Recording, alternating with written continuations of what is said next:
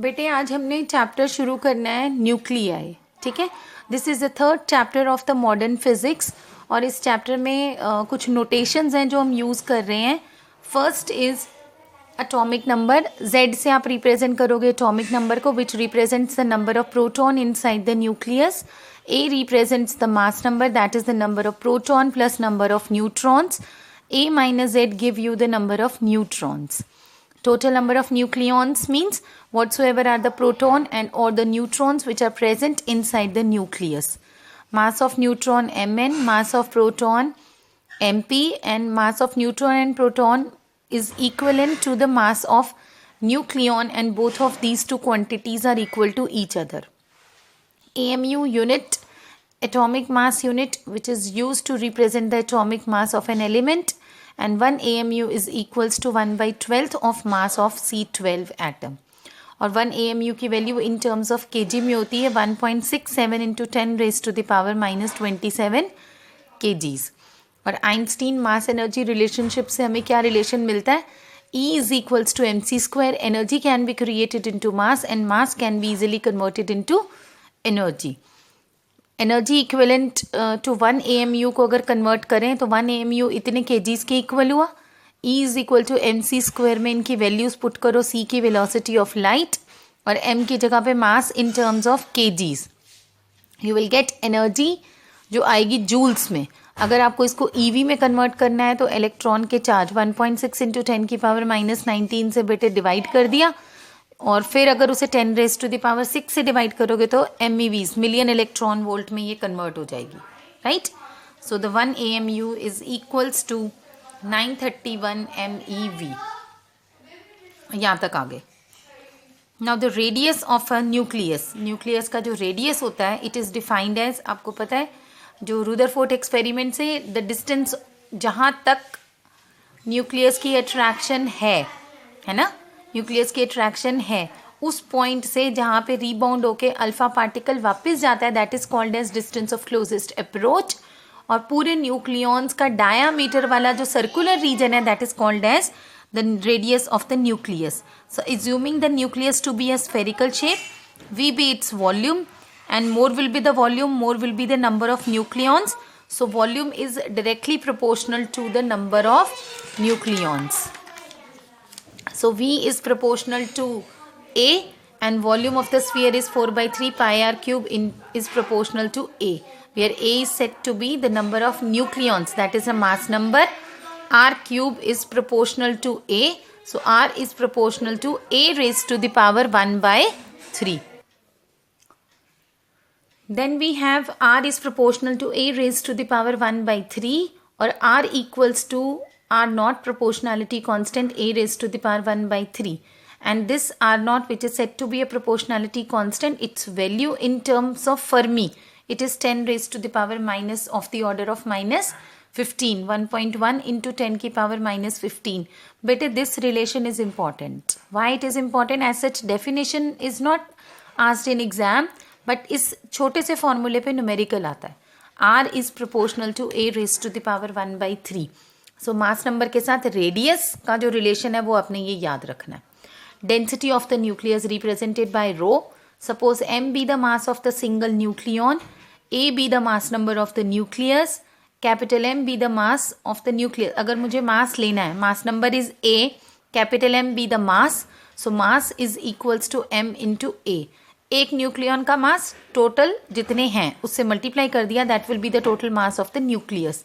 Density will be equal to mass upon volume, capital M upon V, capital M की जगह M into A, where small m is the mass of single nucleon and A be the number of nucleons, divided by volume, that is 4/3 pi r cube. Substituting the value of r cube की जगह आप लिख सकते हो R naught A 1/3 की power 3। तो बेटे ये R naught का क्यूब और A की पावर 3, A से 3 into 1/3 you will get A से कैंसिल हो गया, M upon 4/3 pi R not का क्यूब, ये रिलेशन आ जाएगा, ठीक है।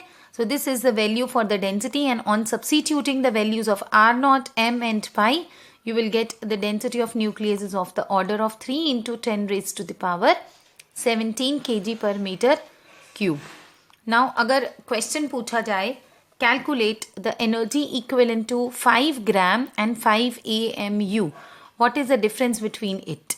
अगर मेरे से इसमें से एनर्जी कैलकुलेट करनी है बेटे, E is equal to mc square वाला रिलेशन आपको पता है. Energy can be converted into mass, क्योंकि ये मास दिए हुए हैं. मास से मुझे एनर्जी निकालनी है तो मुझे आइंस्टीन रिलेशन यूज करना है. E is equals to mc square, right. अब E is equal to mc square वाले रिलेशन में जब आप वैल्यू पुट करोगे तो आपने मास की जगह क्या पुट करा, 5 ग्राम. ग्राम को कन्वर्ट कर लेते हैं केजी में, डिवाइडेड बाई 1000, ये आ गया. और C की वैल्यू 3 इंटू 10⁸, उसका स्क्वायर करा. You will get the energy in terms of joule. But जब हमें AMU में लेना है तो एनर्जी जो है वो किस में आएगी, MEVs में. बिल्कुल कोई फ़र्क नहीं है, आपने जो C स्क्वायर की वैल्यू है वो MEVs में पुट करनी है, दैट इज़ 931. इफ़ मास की यूनिट AMU है तो आपने C स्क्वायर को 931 लेना है. अगर मास kgs में ले रहे हो तो आपने C वेलोसिटी ऑफ लाइट को 3 इंटू 10⁸ का स्क्वायर करना है, ठीक है. But this is the only difference in order to convert. ये कन्वर्जन भी याद रखना, आगे बाइंडिंग एनर्जी के न्यूमेरिकल्स आएंगे, उसमें मास अगर आपको ग्राम या केजी में गिवन है तो C स्क्वायर की वैल्यू 3 इंटू 10⁸ लेंगे, उसका स्क्वायर. और अगर आपको मास AMU में गिवन है तो हम उसे MEVs में कन्वर्ट करने के लिए 931 C स्क्वायर की वैल्यू लेंगे. The next, that is the first topic of this chapter, is nuclear binding energy. Very very important topic. Exam में इसका ग्राफ एक्सप्लेन करने के लिए आता है. Very very important question. Please mark this question. Very very important. Binding energy per nucleon examination के point of view से it is very very important. 2019 के पेपर में 3 मार्क्स का आया था, 20 में नहीं आया. प्री बोर्ड्स में हर स्कूल में आया है, पर 20 के फाइनल पेपर में नहीं आया, और हर 1 साल के बाद रिपीट होता है. सो इस बार 21 के पेपर में इम्पॉर्टेंट है. जो सैम्पल पेपर CBSE का मैंने तुम्हें आज शेयर किया, उसमें भी ये क्वेश्चन मोस्ट एक्सपेक्टेड क्वेश्चन है, सो उसमें दिया हुआ है.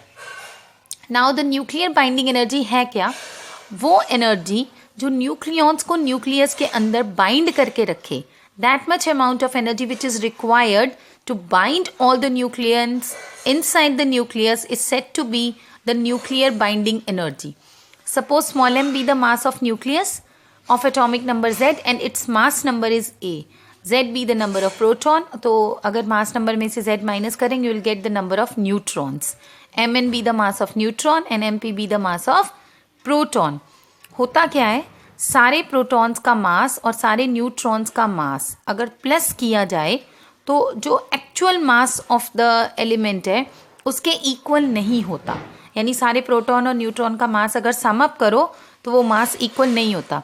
इन दोनों का जो मास डिफरेंस है that is called as mass defect. So mass defect is represented as delta M, which is equal to total mass of proton and total mass of neutron. इनके सम में से मास ऑफ द न्यूक्लियाई को minus करो, you will get a mass defect, a value that is called as mass defect. Actually, it is the difference in mass of all the nucleons and mass of the nucleus. This mass defect is converted into energy which is released during a nuclear reaction. So, let us first of all read the definition of the binding energy. The energy equal to this mass defect is used to hold all the nucleons together inside the nucleus and it is called the binding energy. Binding energy BE is equals to, उसे convert करते हैं energy की form में, delta NC square. और यही energy release होती है whenever there is a nuclear transition और the nuclear reaction occurs. So binding energy is equals to delta MC square. अगर डेल्टा M AMU में है, मैंने आपको अभी बताया था हम इसकी क्या वैल्यू क्या लेंगे, 931 MEVs. और अगर ये kg में है तो एनर्जी किस में निकलेगी, जूल में. और C की वैल्यू आप डालोगे 3 into 10⁸ meter per second. So binding energy is defined as delta M, that is the total mass of proton plus neutron minus the mass of nucleus, इन दोनों का difference, mass defect multiplied by 931 and you will get energy in terms of million electron volt. ठीक है. Now this question is important, लिखा भी हुआ है, binding energy per nucleon of a nucleus, binding energy divided by A, that is the total number of nucleons. इसका ये graph है बेटा. जो डायग्राम बुक में दिया हुआ है इसी टाइप का है, बस हमने आउटलाइन ही देनी होती है। इसमें ये याद रख लो कि एक पीक यहाँ पे, फिर यहाँ पे और यहाँ पे आके स्मूथ हो जाएगा। 8.8 पे एक पीक मिल रही है and this max value is for iron whose mass number is 56. This binding energy per nucleon versus a graph is shown here. और ये ग्राफ आपको कौन कौन सी चीज़ें डिपिक्ट करता है वो 3 पॉइंट्स लिखने हैं और इन तीनों पॉइंट्स के 1 मार्क्स हैं। First point is the binding energy per nucleon first increases becomes maximum at A is equal to 56, यानी binding energy per nucleon is maximum for nucleon number 56 and then it decreases. यहाँ पे आप आकर अपनी max value लेती है और फिर डिक्रीज करती है। फॉर 30 और 170, 30 से लेके 170 के बीच में अगर मास नंबर है, the binding energy per nucleon is almost constant and this is due to the short range of the nuclear force. 30 approximately यहाँ पे होएगा, यहाँ से लेके 170 तक it is giving you approximately a same और a constant value. And the third point is the binding energy per nucleon is maximum whose value is 8.8 MeVs for iron, right? So इस graph से हमें 3 चीज़ें पता चल रही हैं और ये ग्राफ कैसे कोरिलेट करना है न्यूक्लियर फिजन और फ्यूजन से, ये हम न्यूक्लियर रिएक्शंस में करेंगे। एग्जाम में अगर न्यूक्लियर फिजन और फ्यूजन पूछा जाए बाइंडिंग एनर्जी पर न्यूक्लियन के साथ तो लिखना है, नहीं तो नहीं तो आपने ये ग्राफ बना के बस ये 3 पॉइंट्स ही देने हैं। आपकी बुक्स में ये 3 ही दिए हुए हैं, SL में भी 3 पॉइंट है, थोड़ा इलेबोरेट करके दिए हैं, ज़रूरी नहीं है उतना इलेबोरेट। आपने सिर्फ ये 3 पॉइंट्स भी लिख दिए तो कोई भी मार्क्स नहीं कटेगा। ग्राफ शुड बी प्रॉपर और तीनों पॉइंट्स 1, 2, 3 मार्किंग के साथ लिख देना, ठीक है। कल करेंगे nuclear force and nuclear reactions, that is nuclear fusion and fission, जिसमें इसी सेम कर्व को फिर से यूज़ करेंगे, कैसे ये कोरिलेट होएगी फिजन और फ्यूजन के साथ, राइट।